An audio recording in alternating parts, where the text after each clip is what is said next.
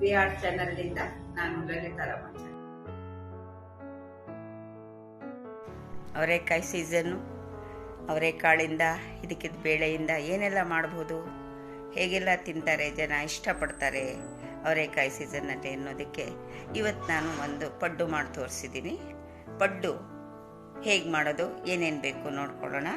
ಮೊದಲು ರೆಡಿಯಾಗಿರೋ ದೋಸೆ ಹಿಟ್ಟು, ಇದಕ್ಕಿನ ಬೇಳೆ, ಹಸಿಮೆಣಸಿನ್ಕಾಯಿ, ಜೀರಿಗೆ, ಕೊತ್ತಂಬರಿ ಸೊಪ್ಪು, ಕರಿಬೇವು, ಎಣ್ಣೆ ಮತ್ತು ಉಪ್ಪು ಇಷ್ಟು ತಗೊಂಡು ಮೊದಲು ನಾವು ಒಂದು ಪಾತ್ರೆ ಒಳಗೆ ಚೆನ್ನಾಗಿ ಕಾದ ನೀರಿಗೆ ನಿಮಗೆ ಎಷ್ಟು ಬೇಕೋ, ನಿಮ್ಮ ಮನೆಗೆ ಎಷ್ಟು ಬೇಕೋ ಅಷ್ಟು, ನಾನು ಒಂದು ಅರ್ಧ ಪಾವನಷ್ಟು ಹಾಕಿದ್ದೀನಿ. ಇದಕ್ಕಿನ ಬೇಳೆ ಹಾಕಿ ಒಂದು ಅರ್ಧ ಚಮಚ ಉಪ್ಪು ಹತ್ತದಿಲ್ಲದೆ ಇದ್ದರೆ ಉಪ್ಪು ಹತ್ತಲ್ಲ, ಉಪ್ಪು ಹಾಕಿ ಚೆನ್ನಾಗಿ ಬೇಯಿಸಿ ಅಂದರೆ ಬೇಗ ಬೆಂದು ಬಿಡುತ್ತಿದ್ದು.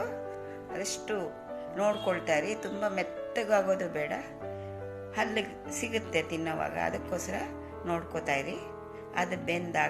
ಅದು ಬೆಂದಿದ ತಕ್ಷಣ ಈ ಕಡೆ ನಾವು ಮನೆಯಲ್ಲಿರೋ ದೋಸೆ ಹಿಟ್ಟಿಗೆ, ನೀವು ಮಾಡಿಟ್ಕೊಂಡಿರ್ತಾರಲ್ಲ ದೋಸೆ ಹಿಟ್ಟು ಅಥವಾ ಇಡ್ಲಿ ಹಿಟ್ಟಾದರೂ ಪರವಾಗಿಲ್ಲ, ಅದಕ್ಕೆ ನಾವು ಹಸಿಮೆಣಸಿನ್ಕಾಯಿ ಸಣ್ಣಗೆ ಹಚ್ಚಿ, ಹಸಿಮೆಣಸಿನ್ಕಾಯಿ ಖಾರಕ್ಕೆ ಕೊತ್ತಂಬರಿ ಸೊಪ್ಪು, ಕರಿಬೇವಿನ ಸೊಪ್ಪು, ಸ್ವಲ್ಪ ಜೀರಿಗೆ, ಗಮಲಿಗೆ ಹಾಕ್ಕೊಳ್ಬೋದು. ಬೇಕಾದವರು ಕಾಯಿನೂ ಪೀಸ್ ಮಾಡಿ ಹಾಕ್ಕೊಳ್ಬೋದು, ಅದನ್ನು ಚೆನ್ನಾಗಿರುತ್ತೆ.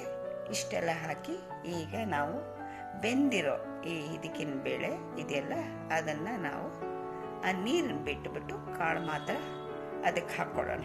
ನೀರು ಬಿಟ್ಟರೆ ಈಗ ಜಾಸ್ತಿ ಆಗ್ಬಿಡತ್ತೆ, ನೀರು ಆಗ್ಬಿಡತ್ತೆ ದೋಸೆ ಹಿಟ್ಟು, ಅದಕ್ಕೋಸ್ಕರ ನೀರು ತೆಗೆದುಬಿಟ್ಟು ಆ ಬೇಳೆ ಮಾತ್ರ, ಬೆಂದ ಬೇಳೆ ಚೆನ್ನಾಗಿ ಬೆಂದಿರಲಿ, ಹಾಕಿ ಎಲ್ಲವನ್ನು ಬೆರೆಸಿಟ್ಕೊಳ್ಳಿ. ಬಿಸಿ ಇದ್ರೂ ಪರವಾಗಿಲ್ಲ, ಕಾಳು ಹಾಕ್ಬೋದು, ಆರದ ಮೇಲೆ ಹಾಕಬೇಕು ಅಂತೇನಿಲ್ಲ.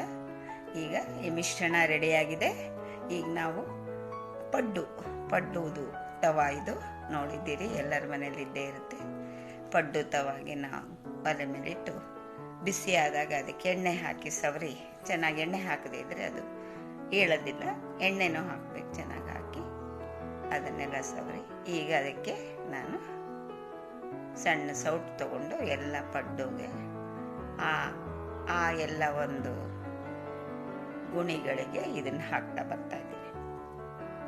ನೋಡಿ ಹಾಗೆ ತುಂಬ ಚೆನ್ನಾಗಿ ಬರುತ್ತೆ.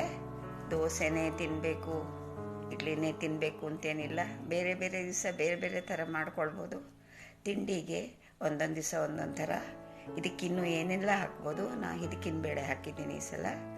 ಇದಕ್ಕಿನ ಬೇಳೆ ತುಂಬ ರುಚಿಯಾದ್ದು, ಇದು ಹುಳಿ ಸಾರು, ಸಾಂಬಾರು ಜೊತೆ ಇಂಥವನ್ನು ಎಲ್ಲ ಮಾಡ್ಕೊಳ್ಬೋದು. ಈಗ ನೋಡಿ ಈ ಥರ ಎಲ್ಲ ಬೆಂದಿದೆ, ಎಲ್ಲ ತಿರುಗಾಕಿ ಅದನ್ನು ಒಂದು ಚಮಚ ತಗೊಂಡು ಅದನ್ನೆಲ್ಲ ಎರಡೂ ಕಡೆ ಬೇಯಲಿ.